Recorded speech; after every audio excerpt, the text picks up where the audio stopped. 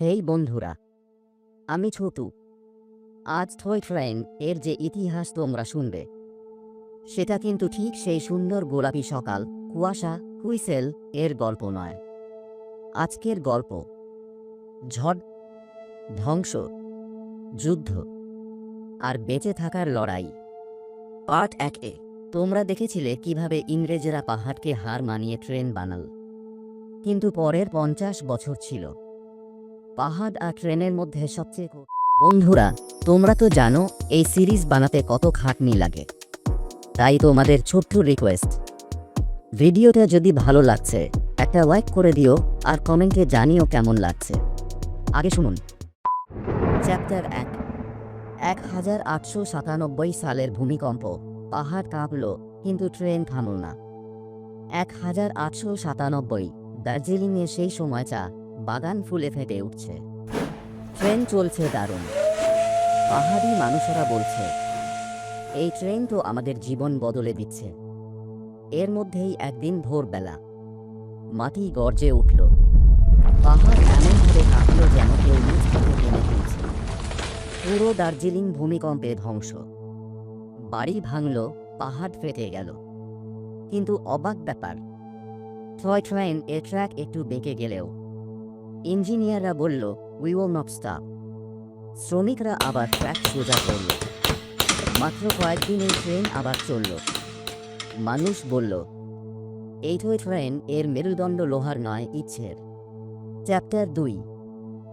1899 সালের সাইক্লোন। পাহাড় ধেয়ে এলো, ট্র্যাক গিলে ফেলল। দুর্ভাগ্য কখনো একা আসে না। 1899, মাত্র 2 বছরের মাথায় এলো ভয়ঙ্কর সাইক্লোন। এমন ঝড় যে বড় বড় পাইন ট্রি উপড়ে গেল। ল্যান্ডস্লাইড, একটার পর একটা ল্যান্ডস্লাইড। পাহাড় ভেঙে পড়ল ট্র্যাকের ওপর। অনেক জায়গায় ট্র্যাক পুরো হারিয়ে গেল। সকনা থেকে তিনধারিয়া পর্যন্ত ট্রেন থমকে গেল। লোকজন ভাবল, এবার মনে হয় টয় ট্রেন শেষ। কিন্তু না, গাছ কেটে ট্র্যাক বের করা হলো। পাহাড়ের মাটি সরানো হলো বালতি, কাস্তে আর খালি হাতে। শ্রমিকরা দিন রাত কাজ করল। আর মাত্র কয়েক সপ্তাহের মাথায় ট্রেন আবার হুইসেল বাজিয়ে পাহাড়ে উঠল। ইংরেজ সাংবাদিকরা লিখল, Darjeeling railway does not stop, it refuses to die. Chapter 3। Zig, zag and loop এর উন্নতি, অসম্ভবকে আরও সহজ করা। সাইক্লোন এর পরে ইঞ্জিনিয়াররা বুঝল, পাহাড়কে হারাতে গেলে আরও বুদ্ধি লাগবে। তাই 1899 থেকে 1915 তারা ট্র্যাককে আরও উন্নত করে।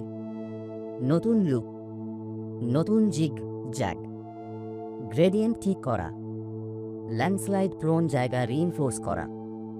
এই সময়ই তৈরি হয় বাতাসিয়া ওয়াক এর প্ল্যান। ইঞ্জিনিয়াররা বলল, যদি পাহাড় বাঁকা হয়, ট্র্যাককেও বাঁকা হতে হবে। এভাবেই দার্জিলিং টয় ট্রেন আরও শক্তিশালী হল। চ্যাপ্টার 4। 1900 থেকে 1920 দার্জিলিংয়ের গোল্ডেন এরা। এখন আমরা এসেছি এক দারুণ সময়ে, যখন দার্জিলিং হয়ে উঠল পাহাড়ের রানী। এই সময় টয় ট্রেনের গুরুত্ব আকাশ ছুঁয়ে গেছে। চা বাগান বলছে, এই ট্রেন ছাড়া আমাদের চা কোনোদিন দুনিয়া জিতত না। পর্যটকরা বলছে, টয় ট্রেন না ধরলে দার্জিলিং আসাই বৃথা। স্কুল কলেজ এর ছাত্রছাত্রী রোজ ট্রেন ধরে আসছে। গরিব থেকে ধনী সবাই ট্রেনে চড়ছে। সে সময় ট্রেন এত জনপ্রিয় হয়ে যায় যে বছরে 29,000 যাত্রী আর 30,000 টনের বেশি মাল বহন করত। ট্রেনের ধোঁয়া, পাহাড়ের কুয়াশা আর চা বাগানের সবুজ, এই তিনের মিশ্রণ তখন দার্জিলিংয়ের পরিচয়। চ্যাপ্টার 5। প্রথম বিশ্বযুদ্ধের ছায়া, toy train goes to war. 1914-18 world war 1। যদিও যুদ্ধ ইউরোপে, কিন্তু তার ছায়া এসে পড়ল দার্জিলিংয়ে। ব্রিটিশ সেনারা দার্জিলিং এ ট্রেন ব্যবহার করত। অস্ত্র, সৈন্য, খাবার, ঘোড়া সব পৌঁছে দিতে। এই সময় টয় ট্রেন ছিল ব্রিটিশদের পাহাড়ি লাইফলাইন। যুদ্ধের জন্য ট্র্যাকের অনেক জায়গা দ্রুত মেরামত করা হয়, ইঞ্জিনের শক্তি বাড়াতে পরিবর্তন করা হয়। বলতে পারো এই ছোট টয় ট্রেন তখন হয়ে ওঠে পাহাড়ের সৈনিক। Chapter 6, 1934 the great Bihar earthquake, toy ট্রেনের সবচেয়ে ভয়ঙ্কর পরীক্ষা। বন্ধুরা, এবার আসছে দার্জিলিং হিমালয়ান রেলওয়ের ইতিহাসের সবচেয়ে ভয়ঙ্কর ঘটনা। 1934 great Bihar Nepal earthquake, magnitude 8.1। পাহাড়ের ওপর যেসব বিল্ডিং ছিল প্রায় সবই ভেঙে পড়ল, ট্র্যাক উঠে গেল, স্লপ ভেঙে পড়ল, ব্রিজেস ধসে গেল। এমন অবস্থা, মানুষ ভাবল দার্জিলিং হিমালয়ান রেলওয়ে আর কখনো ফিরবে না। কিন্তু না, ব্রিটিশ রেকর্ডে আছে railway staff repair the line ফাস্টার than any rod. কারণ তখন দার্জিলিংয়ে রাস্তাঘাট পুরো ধ্বংস, মানুষের জন্য খাবার, ওষুধ, কম্বল সব টয় ট্রেন বহন করল নিচ থেকে উপরে। হ্যাঁ বন্ধুরা, প্রকৃত বিপদে টয় ট্রেনই হয়ে উঠেছিল দার্জিলিংয়ের নায়ক। চ্যাপ্টার 7, 1940 থেকে 1945 ওয়ার্ল্ড ওয়ার 2 এবং টয় ট্রেনের সর্বোচ্চ ব্যস্ততা। 1940 থেকে 45 দ্বিতীয় বিশ্বযুদ্ধ। এই সময় টয় ট্রেনের ব্যস্ততা ছিল সর্বোচ্চ শিখরে। ঘুমে ব্রিটিশদের মিলিটারি ক্যাম্প ছিল, সেই ক্যাম্পে পৌঁছাতে সবার ভরসা টয় ট্রেন। গোটা পাহাড়ি রুটে সেনাদের train, medical train, supply train চলত দিনরাত। এই সময় ইঞ্জিনিয়াররা দার্জিলিং হিমালয়ান রেলওয়েকে স্ট্র্যাটেজিক রেলওয়ে বলেছিল। ভাবতে পারো, একটা ছোট্ট 2 ফুট গেজ রেল লাইন যুদ্ধের সময় ব্রিটিশ সাম্রাজ্যের পাহাড়ি ব্যাকবন হয়ে উঠেছিল। চ্যাপ্টার 8, 1947 স্বাধীনতা, দার্জিলিং হিমালয়ান রেলওয়ের ভাগ্য কোথায়? 1947 ভারত স্বাধীন। এবার প্রশ্ন উঠল, টয় ট্রেন কি ব্রিটিশ গভর্নর নেবে নাকি ইন্ডিয়া নেবে? শেষমেশ 1948 এ ইন্ডিয়ান গভর্নমেন্ট এটি কিনে নেয়। 1951 এ ইন্ডিয়ান রেলওয়েজ এ যুক্ত হয়। এই সময় থেকে দার্জিলিং হিমালয়ান রেলওয়ে অন্য পরিচয় পায়, Indian heritage, Indian pride. Chapter 9, 1950 থেকে 1990 পতন শুরু। বন্ধুরা, এত লড়াই, এত ঝড়, এত ইতিহাসের পরও আরেকটা শত্রু এলো, যার নাম রড ট্রান্সপোর্ট।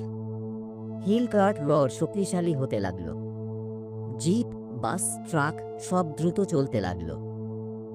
কেউ 8 ঘন্টা ট্রেনে যাবে, যেখানে জিপে 2.5 থেকে 3 ঘন্টায় পৌঁছে যাবে।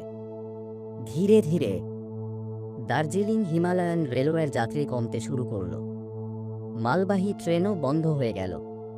ট্র্যাকে আগের মতো হুইসেল শোনা যেত না, অনেক লোকোমোটিভ জং ধরে গেল। পাহাড়ের মানুষ বলল, এই তো আমাদের পুরনো বন্ধু, এবার মনে হয় শেষ।